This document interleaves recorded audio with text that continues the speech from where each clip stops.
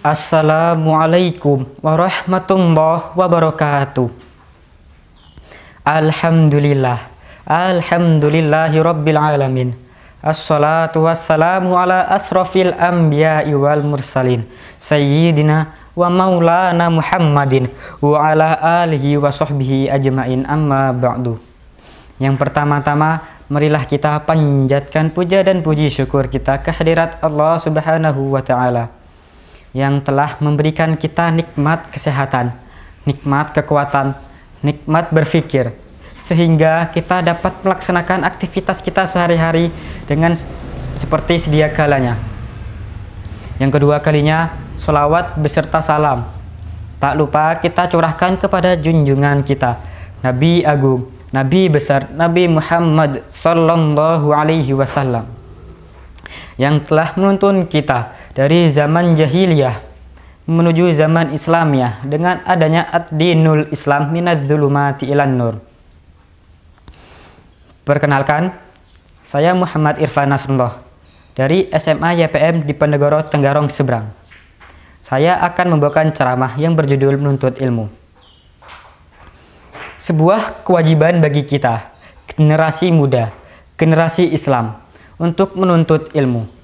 Pada dasarnya, kita umat muslim diwajibkan bagi kita untuk menuntut ilmu mulai sejak dini, dari buayan hingga ke liang lahat.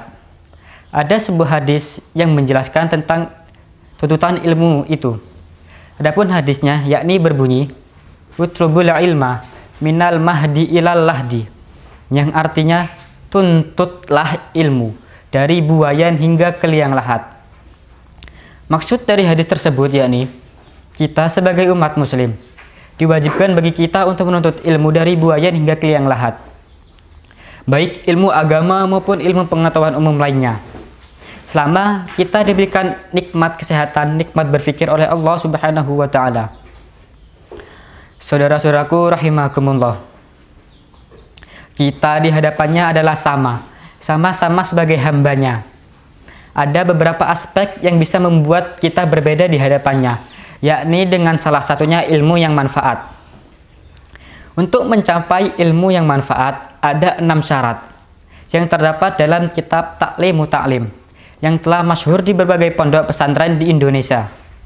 Adapun kaul atau syairnya yakni ala tanalul ilma bisit tatin sa'unbika an majmu'iha bayanin tukain wa irsin wastibarin wa bulwatin wa irsa di ustadin wa tuli zamani. Yakni yang pertama adalah dengan kecerdasan.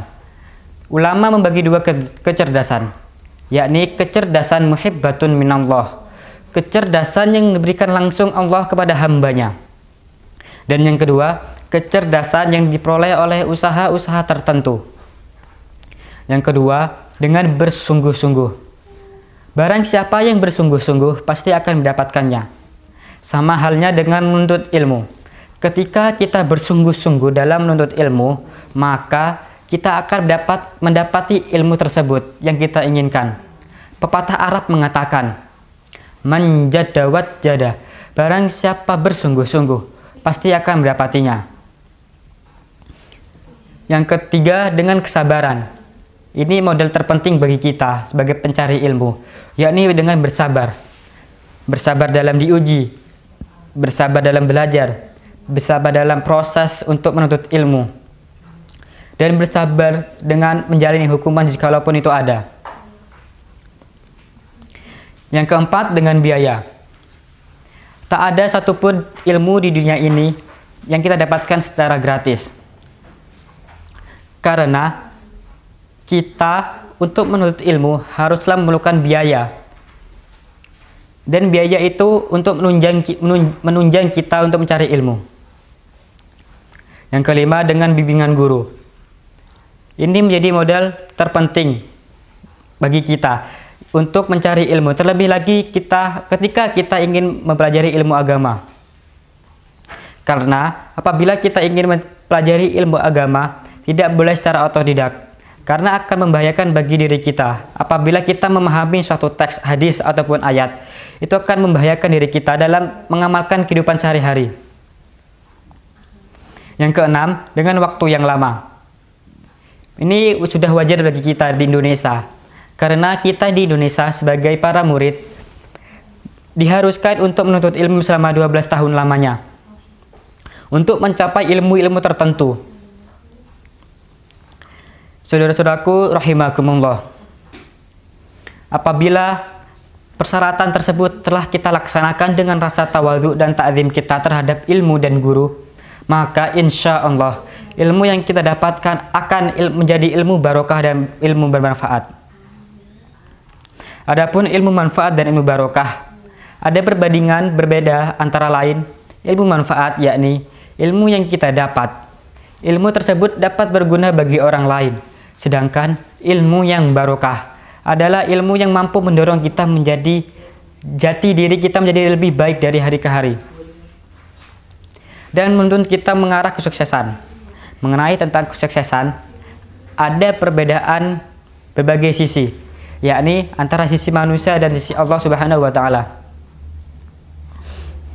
Saudaraku yang rahimakumullah, dari sisi manusia, kesuksesan dari sisi manusia biasa hanya dipandang dengan berbagai banyak materi yang kita miliki, antara lain harta. Terbanding terbalik dengan sisi Allah Subhanahu wa taala, yakni kesuksesan di sisi Allah Subhanahu wa taala salah satunya dengan ilmu manfaat.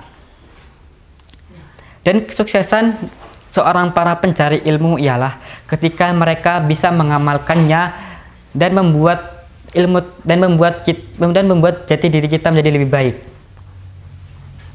Saudara-saudaraku rahimakumullah, semoga syarat-syarat tersebut bisa kita pahami dan kita aplikasikan sebagai pencari ilmu. Dan apabila telah kita jalani, semoga kita mendapatkan ilmu yang manfaat dan ilmu barokah. Demikian dari saya, kurang lebihnya saya mohon maaf. Wallahul muwaffiq ila aqwamit thoriq. Assalamualaikum warahmatullahi wabarakatuh.